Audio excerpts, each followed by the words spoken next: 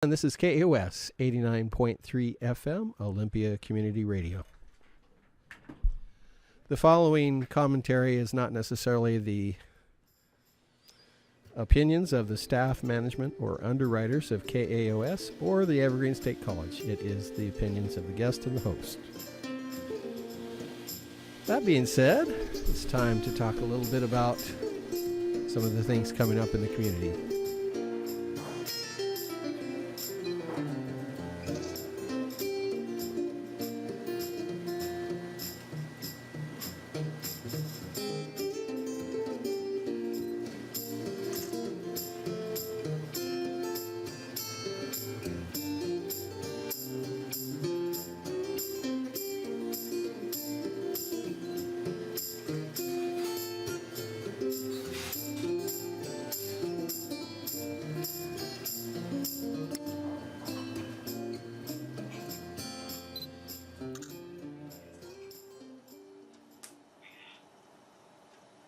As promised, we have David Swanson on the telephone here, calling us all the way from, most likely, Charlottesville.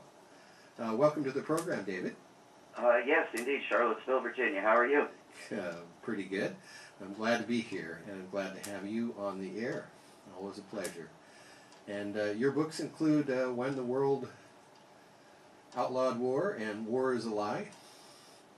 And one of the topics of conversation I'd like to cover was the press release from the Institute for Public Accuracy on the DNC convention, where anti-war protesters were silenced by the DNC with white noise boxes. They turned off the lights in the Sanders strongholds and put up big signs in front of the anti-war signs that Sanders supporters were sporting. That doesn't say much for democracy.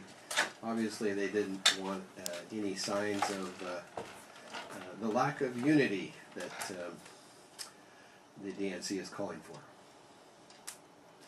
Well, that's right. And what I find perhaps most deeply disturbing is not just the blatant abuse of democracy and the open rigging of the election that the U.S. government and the State Department would be denouncing had it happened in some other country. And you now have the television talking heads pushing the Republicans to start all over and do a new primary and get a different result because they don't like Trump. But you have a blatantly stolen primary in the Democrats' camp, and it's done, it's too late. But what I find more disturbing is the war question, because here you have a candidate who couldn't win the primary 8 years ago because of her support for attacking Iraq and all of the lies that she pushed along with Bush and Cheney for attacking Iraq and the surge in Iraq and so forth. She couldn't win, and again, she probably couldn't win, we don't know. But now she's putting on the stage at the convention family members of people she sent off to kill and kill and kill and die in Iraq, and people are supposed to cheer for it, and generals and warmongers of all variety, veterans and family members on the stage celebrating these wars, the wars that were toxic 8 years ago and have only gotten worse in the past 8 years with the development of ISIS and so forth. And when people would chant something else, the Hillary supporters were supposed to join in. If they chanted Black Lives Matter, join in. If they chanted something else, like ban fracking, they wouldn't shout, yay, fracking. They would shout, Hillary, Hillary, Hillary. But if people said no more war, then the Hillary backers were supposed to shout them down with USA, USA, USA. While the whole entire focus of the rest of the convention was on, we're not the Republicans. Here they're, purely aping the Republicans, identifying the USA with war, cheering for war, shouting down no more war rather than joining in, at least putting up the pretense that they're against war. And you have now a situation where Democrats are supposed to think that participating in the war on Iraq was somehow heroic and noble because Donald Trump insulted family members of an Iraq war casualty. This is twisted partisanship and warmongering normalization that I find deeply disturbing. Yes, one of the other things I find very hypocritical is the DNC is talking about punishing those responsible for leaking the details of the DNC cheating during the primaries, making Hillary the winner and Bernie the loser, with the obvious bias in all forms of media. I think he got like 2% of the media time, and they gave Donald Trump free coverage throughout the entire primary, and Hillary, of course, had the Clinton Foundation to draw from. So we, so it seems it was an unfair contest because of the cheating, but yet all they want to do is prosecute the WikiLeaks folks, who they blame to be Mr. Putin. Right. Well, I mean, it was open knowledge, and we knew all through the process that the DNC was in favor of Hillary Clinton and was pushing Hillary Clinton in the media, was doing everything it could to minimize debates, keep Bernie Sanders off TV, mock Bernie Sanders, not count the ballots, not have the polling places open, let former President Bill Clinton go and lobby voters illegally inside polling places and all the rest of it. But what we didn't know until WikiLeaks blurted it out at the last minute there was these emails of DNC staffers talking to media people and trying to organize embarrassing questions for Bernie Sanders, like, are you a Jew and are you an atheist, and so forth. All of which put together makes it absolutely impossible for anyone to say that Hillary Clinton would have won in a fair primary. I doubt very much she would have, and some groups have actually done thorough studies and documented how many pledged delegates were lost, never mind the superdelegates, never mind the abuse of counting the superdelegates from the start with the other delegates, which was new, that Bernie, in fact, would have won. But, then to take the question of who leaked this information, which everybody ought to be aware of, in an open society that's seeking to have some sort of representative government, we ought to know when our elections are being manipulated. We ought to reward, as a whistleblower, whoever leaked that information. But then, when the DNC, if you talk to an internet, get somebody to help you with your website, they'll tell you, make sure your passwords are at least 20 characters, uppercase, lowercase, numbers, letters, etc., or somebody will hack into your website. The DNC had passwords, that a 5-year-old could guess in a minute, and they're blaming Russia on no evidence.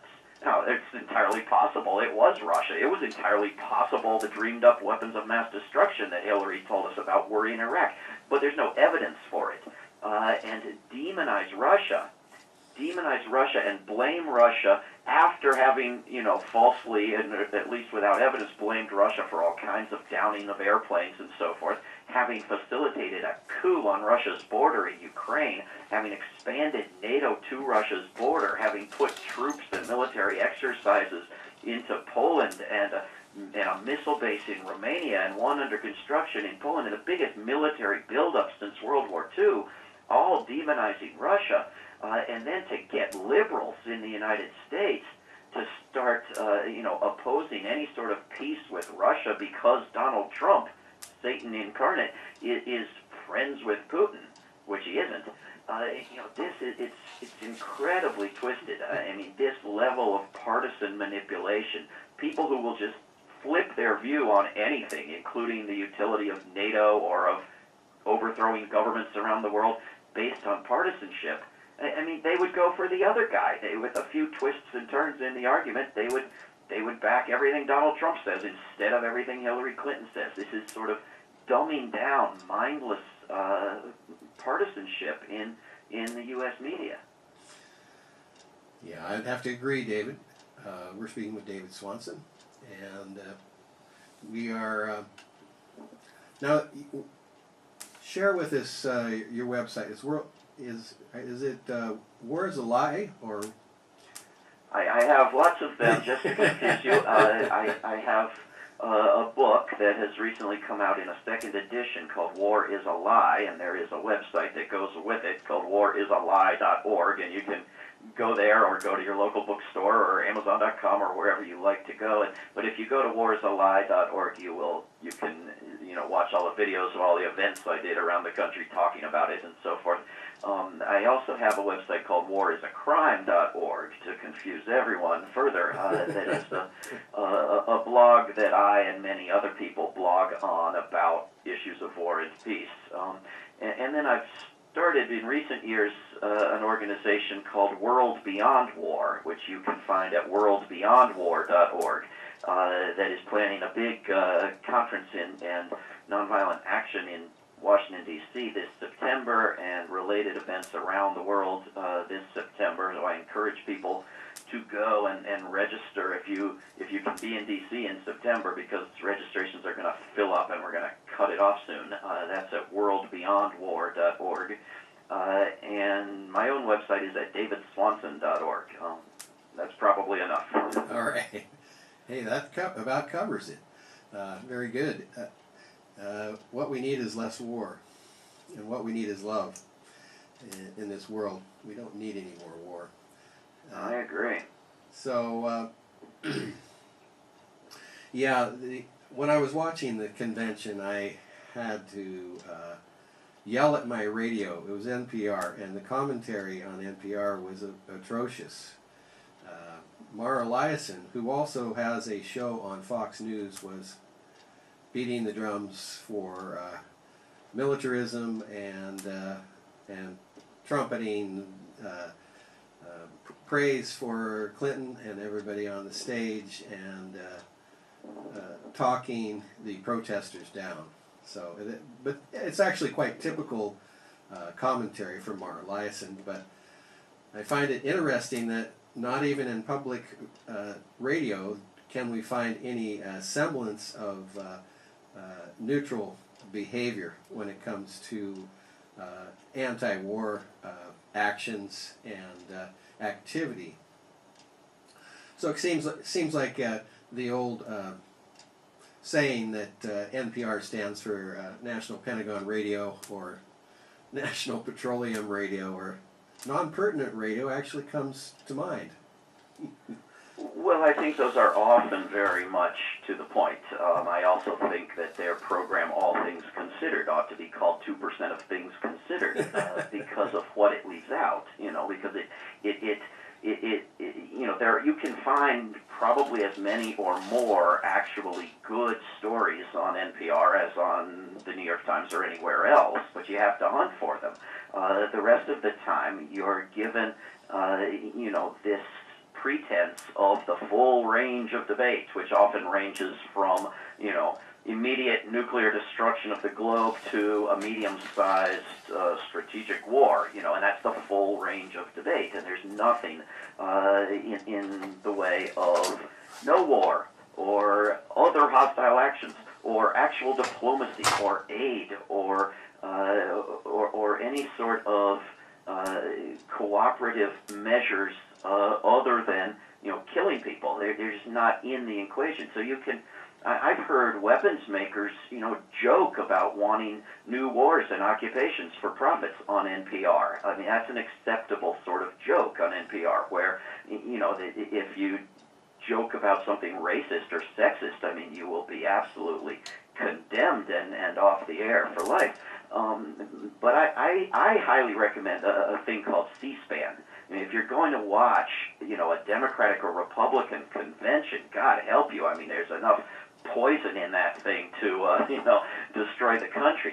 But why make it worse by adding on top of it, toxic commentators who are going to talk over the highly repulsive politics of the Republicans or the Democrats with their even worse spin on it. I mean, you don't have to do that to yourself. You can turn on C-SPAN, and C-SPAN literally doesn't use any commentators. They just have a camera in the room, and you see what happens and all of it.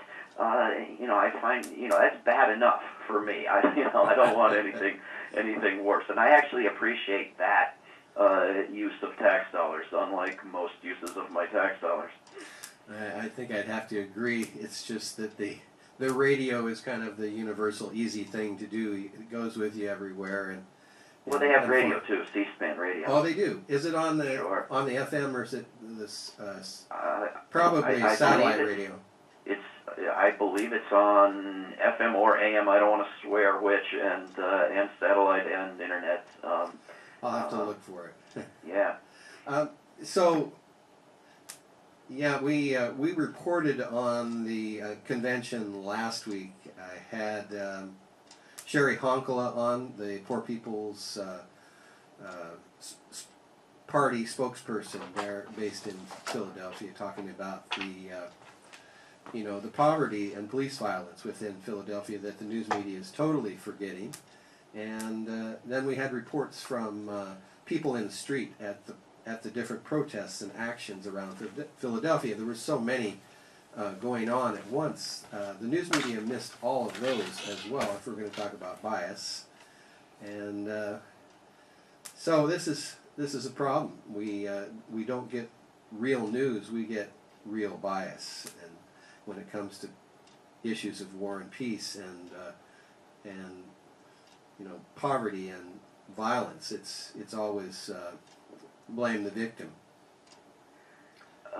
It is, and we get omission of the most important stories. The incredible, massive U.S. military buildup around Russia and China, the potential for a world war that you can read about in the Russian media but not the U.S. media, the incredible militarization of the Pacific and of Africa that's ongoing. You can watch these sort of nostalgic looks back at U.S. nuclear weapons workers and people who took care of nuclear weapons in the desert in the United States in decades gone by, in the past tense, all of it in the past tense, as if the nuclear weapons are all gone. Whereas there are still several thousand nuclear weapons ready to go on a moment's notice in both the United States and Russia, and the hostility is growing, and the prestige of taking care of them is gone, so it's now sort of a landing place for drunks and misfits in the U.S. military, all of which makes it more dangerous, more likely that we are going to kill all of ourselves with nuclear weapons by some sort of stupid intent or accidentally. And we're fed these stories, about Obama being against nuclear weapons. Well, he's built more and dismantled fewer than his predecessors, and is deploying more to Europe and is building up a new Cold War and hostility to Russia in Europe. You have, an entire election in which neither Clinton nor Trump nor Sanders nor anybody is asked, which wars might you end? Which wars might you start? Which wars do you want to plan on? Do you think military spending, at over 50% of federal discretionary spending every year is too high or too low or just right? The single budget item that takes up more than half of what Congress does every year, not even asked about. Give us a guess within $100 billion or so. What would you spend? Doesn't even come up. So, we don't even know the most basic questions of what people would do. And yeah, Donald Trump is sort of, off the wall crazy to the point where you can ask him questions and you don't know whether he means the answer, get a different answer on Tuesday and Wednesday and so forth. But neither he nor any of the other candidates are even asked. It doesn't even come up. This week there was a woman elected to U.S. Congress in some sort of special election out in Washington State, and all the progressives were yelling and cheering, and she was a Bernie candidate. You can go to her website, you can search the internet, you can't find any acknowledgement from her that that the world exists outside the United States. Nothing on war, nothing on peace, nothing on foreign policy. I mean, it just doesn't exist, even though it's the majority of what her job entails as a member of Congress. And this is KAOS 89.3 FM Olympia Community. The following commentary is not necessarily the disastrous course for years. Are you talking opinions about of the staff, management, or underwriters of KAOS or the Evergreen State College. It is the opinions of the guest and the host. That would be our Washington senators. I was talking about the House of Representatives. Okay. Excuse me. And it was a woman, although it was not one of those very familiar names. It was a new name to me. But I could search for it and tell you in a second if you want. Well, moving along here, we have Mr. Obama has launched the Alliance for Nuclear Accountability, which a lot of people call the trillion-dollar train wreck, as you were mentioning. The new Obama's massive plan to modernize U.S. nuclear weapons arsenal. I think $15 billion has been authorized as a down payment for this. And they're going to be building mini nukes so that generals don't have to feel guilty when they're dropping little megaton bombs instead of intercontinental ballistic missiles. That's right. So this woman's name is Pramila Jayapal, who won a primary in Washington State for the House of Representatives. Right, yeah, I did read about her win. She was one of the few people that advertised themselves as being Bernie-crats, and I haven't actually looked at her record. She's out of my district, so I didn't see her on my ballot. Right. So she's unlikely to have much of a foreign policy record.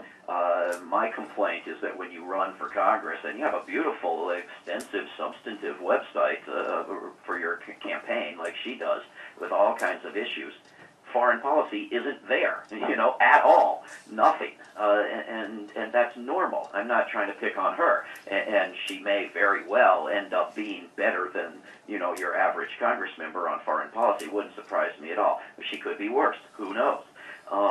But I think that you're right, that the dangers that we have to look at and that, Congress members ought to be being asked about, and candidates like her ought to be being asked about, include this normalization of nuclear war.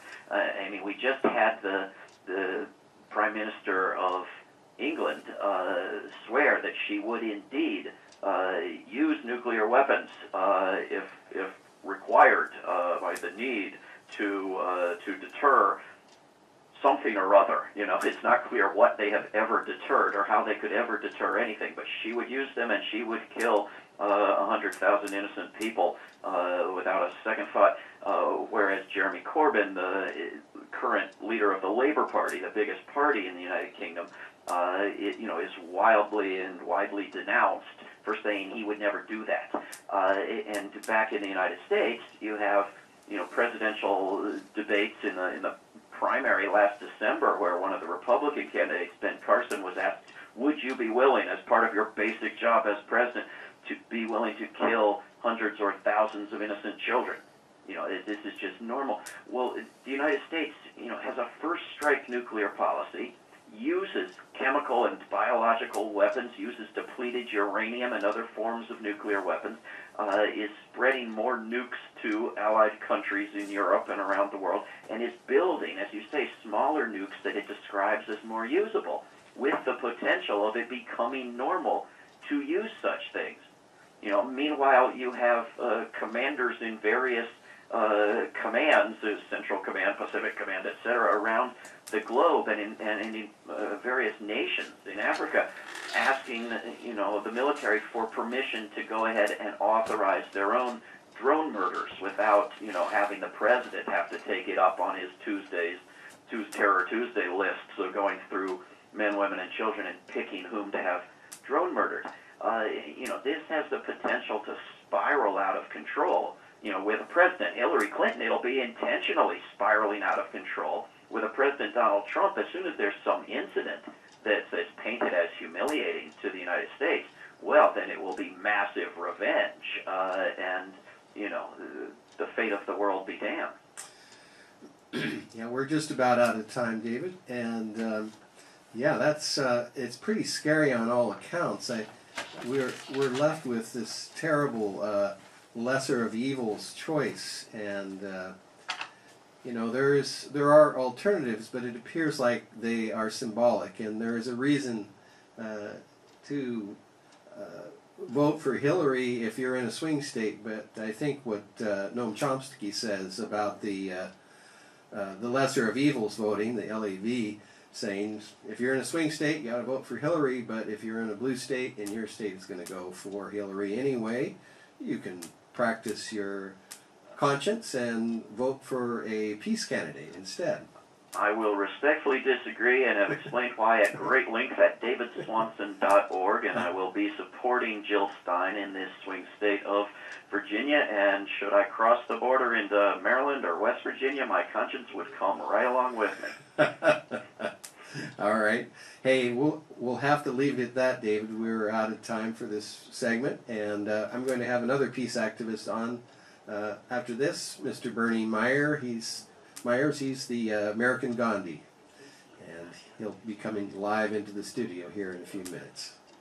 So we're going to talk about nuclear weapons and the Trident nuclear submarine patch we have up here in Washington State. Sounds great. Yeah. Well, thank you for... You got a peace fleet out in the water in Seattle taking on the military fleet, too. Oh, I did hear about that. Hey, thank you for joining us today, David. Thank you. Myers in the studio here. Have a great day. And I'm going to turn up his mic. Let's see if we can find you. Say hello, Bernie. Hello, Kim. Okay, we got to try getting the mic on board here. Say hello again. Hello, Kim. Thanks for having me. I'm glad to be here. This is timely and important, I think. Oh, I think it is. And David Swanson was just talking about the clear and present danger of all of the warmongering that's going on with in the news about making Mr. Putin the enemy and moving more NATO personnel and planes into place on Russia's borders, and why that's not a good idea. I heard the program, and I feel very much in sync with the general content of it. He talked more generalities. I hope to get more into some particulars. Well, let's go, definitely. Yeah, certainly we have one of the largest concentrations of nuclear-tipped intercontinental missiles based at the Trident submarine base near Paulsville, Washington, actually in Bangor. Yes, and I've been involved there 38 years, and several more years in Denver before that. At the outside of Denver is the Rocky Flats Action Center, nuclear weapons, nuclear trigger production, which is now closed because it's so irradiating to the environment, and the people finally got a hold of it, but it's still radiating. Yeah, that's similar to the Pantex plant in, I think it's in Oklahoma. No, Or is Amarillo, Texas. Is it Amarillo? Yeah. Yeah, and there's a sad story about that for sure.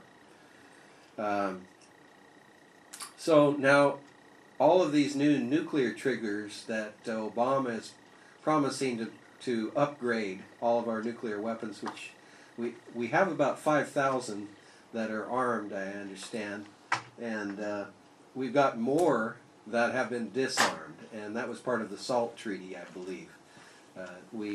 There was a rule that we agreed to take some of these weapons offline, and so did the Russians. So.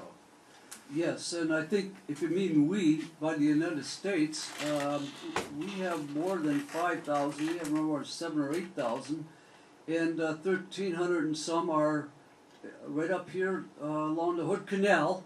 Sub-base Bangor is the largest concentration of nuclear weapons in the United States. And we have 8 Trident submarines that carry 24 missiles, each one capable of having 4 to 8 nuclear warheads on them. So each submarine, if they released all their warheads, could end life on Earth, literally. Right.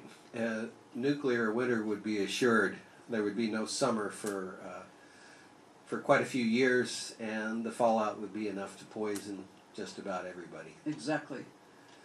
So it's an unthinkable thing to do if you care about anyone on this planet or anything.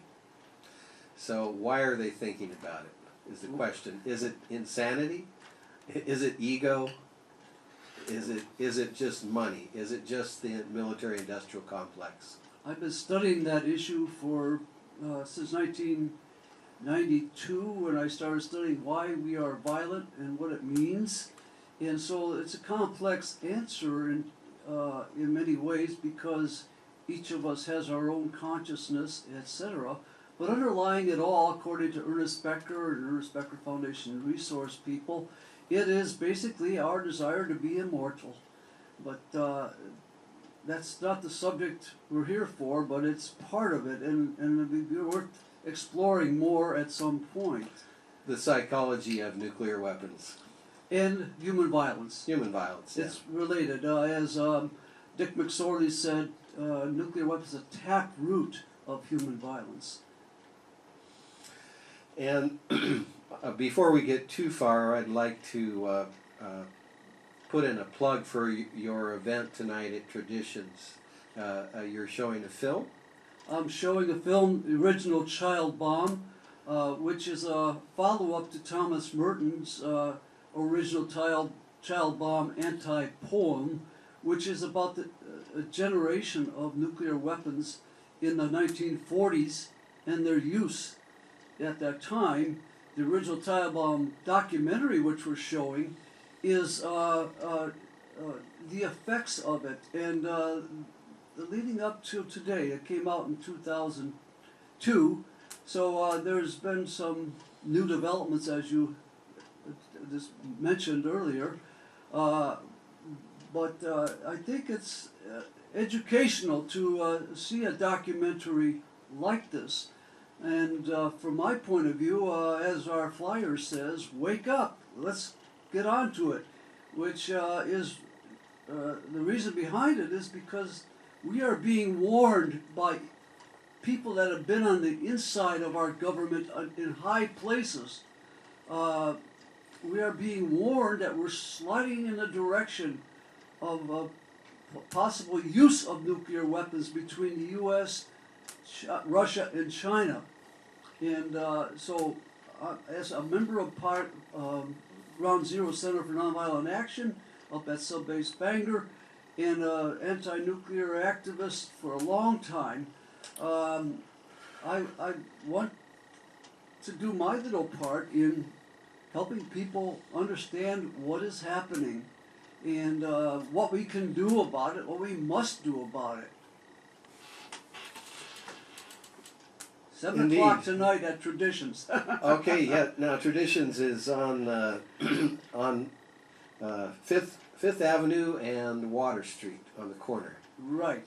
And if you don't know, if you're not from Olympia, that's right next to the State Capitol's Heritage Park. Right across the street from it. Yes. Very, very nice location and very nice people there at Traditions. Always willing to host a peacemaking event, and big kudos to all there who allow us that space.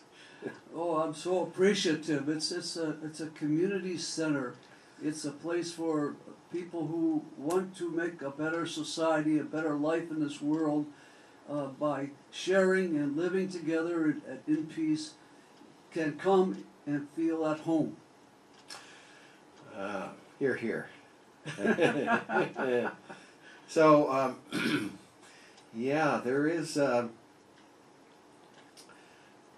Now, I understand that you you probably crossed the line in one of the most recent action up there, did you not? The most recent civil disobedience action or citizens intervention action, yes, on Mother's Day, a day before Mother's Day, May 7th, I with two others, a Vietnam veteran named Larry Kirshner, and a monk who's from Cuba but is with the Zen Buddhist Nippon order in Japan. All three of us crossed the blue line, which is the federal line, and so we got arrested by the federal people and charged. And that was kind of quick. Now this is up at the Trident Nuclear Submarine Base. That's at the entrance to this Trident submarine base, and we'll be doing another action this coming Monday, August 8th, in memory of Hiroshima and Nagasaki bombing. 3 times a year we generally have actions at the base like this where some people risk arrest on the federal side or the county side of the line. And then we go to court and try to persuade the courts that our reasons for doing this are to stop the potential of killing, which we are at great risk of experiencing. And as the United Nations has said by agreement of all countries through their treaties, through the Nuclear Proliferation Treaty, let's abolish nuclear weapons, but we're not going in that direction. Despite what Obama says, we're not going into that direction. We're going in the other direction. And it's critical. Whether we use the bombs by accident, by a terrorist getting a hold of certain components and blowing up, or by confrontation, not just only between the U.S. and Russia and China, but maybe India and Pakistan, maybe in South Korea, North Korea, maybe in other countries. We have 9 countries in this world that have nuclear weapons. And the Marshall Islands is taking these countries to court. And I was just down in Oregon last week with Marshall Islands. People have suffered from the testing of nuclear weapons back in the 1950s, and they're still suffering. It's horrendous. How many people know about this? But we walked last week, and the Marshall Islands people are suffering gravely because of the radiation. But now with the climate crisis coming on, they're also threatened with losing their homes on these little islands that are only a few feet above sea level. And it's quite possible that in the next half a century they will be off their island, who knows where they'll go, and dying. So these are humanly created, therefore humanly fixable problems. But the longer we wait, the less fixable this is. We are going over the edge. Well, I wanted to talk to you about the crossing the blue line onto federal military bases. How many times can you cross that blue line and not go to prison? Well, I think that's depending on how you cross the blue line, because people have gone to prison for crossing it. These particular actions are kind of mild compared to other actions. It's what you do in the court and how the judge responds and how the jury responds that you can go. It's not a number of times, it's how you do it. But the Plowshares action that happened 7 or 8 years ago, people have gone to prison for a couple of years. Jackie Hudson, one of them. Jackie Hudson was one, Bill Bixel was another, and several other people, Ann Montgomery and so on. 5 people went on that action. And they've gone to prison and paid the price in that way. Yeah, I guess the clarification that I was after is now federal prosecutors working on these cases, I'm told, make a deal usually they try to cut a deal that you can't use the greater good defense, like you can't use the destruction of the world and the killing of all life on the world as a reason for your trespassing. They don't allow a sensible And this is KAOS defense 89.3 defendants who are FM charged with Olympia trespassing. Community That's Radio. in other Following words, commentary is not so they don't necessarily even let you the talk about it. So all they want to talk about opinions is the of the trespass staff, charge. management, or underwriters of have you run KAOS into that or the with Evergreen federal State College. judges, or- It Yes, is I the have. opinions and of the others guest and the have too. host. It's called the necessity defense. Necessity defense. That's what I was The looking defense for. that you've got a reason. It's like a house burning down, and you're not allowed to trespass on certain property, but to break in to save people's lives, you break the law, but you're saving people's lives. Well, that's what the necessity defense is about in terms of nuclear weapons. With this 15 or 10 minutes that it takes for a nuclear weapon to get from a launching pad to a target, you don't have time to No. during that situation to protest. So we're trying to protest now because we got to cut it off now.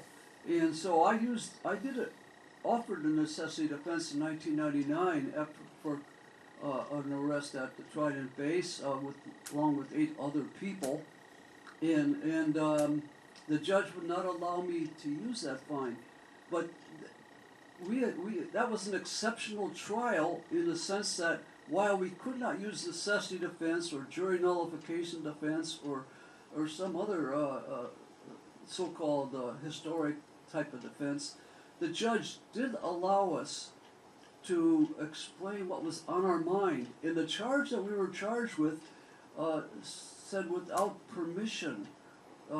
So it opened the door for that to get into expressing, and the 9 of us that were on trial at that time, each of us had our own mindset. One of the people that had the mindset had a stand with the agreement of international law, a treaty that the United States has signed about nuclear weapons. And when it came time for the judge to issue directions to the jury about considering us, we were allowed, and he accepted to some jury instructions saying acted according to treaty, and judge allowed that. And here, because the treaty, the United States has treaty with Native Americans, so on that basis, the treaty with the UN was allowed, and the jury found us innocent. This is the only time that's happened. It was quite astounding. You see how it wasn't, the necessity defense was not allowed, but because of the nature of the charge on us and the nature of our submission of defense, we got through it, and that was extraordinary. So these federal prosecutors are under a lot of pressure from the Pentagon and the State Department not to allow necessity defenses. I'm thinking in the background there's a lot of talk between federal prosecutors and the Justice Department saying we can't allow a precedent here because otherwise people would be trespassing the blue line all over the country on military bases to protest war. So they're looking at putting out the fire. Do you have reference to this? I've never not heard about that discussion. No, I'm not surprised to hear that.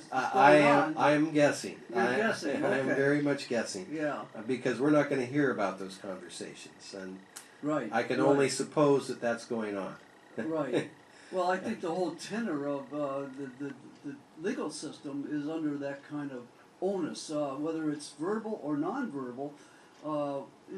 Looking at across the country and the history of these actions, which began way back before 1980, these types of actions, the judge does not, generally speaking, allow those kinds of defenses.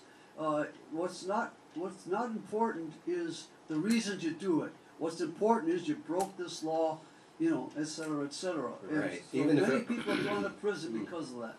Yeah, and I think I probably relayed this story before, but about 10 years ago we were at a backbone action up at Chimicum at the, and you were there, Yeah.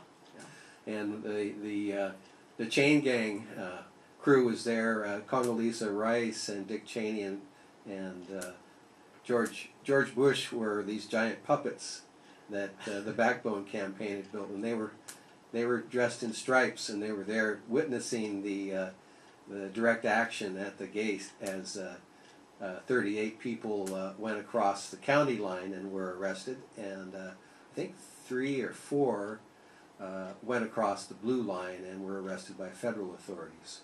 But it was very peaceful. The Jefferson County Sheriff's Department was very gentle and didn't over-tighten the snap ties they were using for handcuffs, and they were processed quickly and released on their own recognizance at the Jefferson County Sheriff's Department. They loaded on a bus, and because it was planned ahead of time, the parameters were all known to the county sheriff and the federal police, military police, and I didn't see any sense that there was any animosity from the officials against the protest. Yeah, that's typical of our experience because we've been doing this for 38 years, as I said, and we've developed a relationship with the security people both on the county side of the line, which is the county police and the state highway patrol, as well as on the federal side. We tell them beforehand that we're going to have this demonstration. We won't tell them the details of what we plan on doing in terms of risking arrest, but they know we're coming and they're all ready for us when we come. And so generally speaking, they treat us like you described very well. So that's the Kitsap County Sheriff's Department is similar to Jefferson County. Yes. Up north then. Yes. Well, that's good that they respect protesters that are actually trying to do some good for the planet and its inhabitants. And that says volumes, actually. I think in terms of free speech and so forth, it's more human. I experienced the same thing when I got arrested in the fast lane in Scotland, where the UK's Trident submarine is, and as well as in London, where we protested on the anniversary of Hiroshima's bombing. As I did this in 2007. The police there are being trained to handle people in this way. Unfortunately, it's not going that direction with a lot of the police in this country. It's just something that's very important to understand what's going on here. Militarization of the police and such things. Yeah, one other thing, when we mentioned Scotland and the Trident base there, now that the Britain has voted to leave the European Common Market, the EU, the Brexit, there is talk from the Scottish MPs that there will be another vote to secede from Britain, and so Scotland would become a sovereign nation and be able to decide whether or not they wanted the Trident base on their shores. So this is the anti-war movement is taking some glee in this, and if they do secede from the British Commonwealth and become their own entity and rejoin the European Common Market as Scotland and get rid of the Trident base, that would be a positive thing.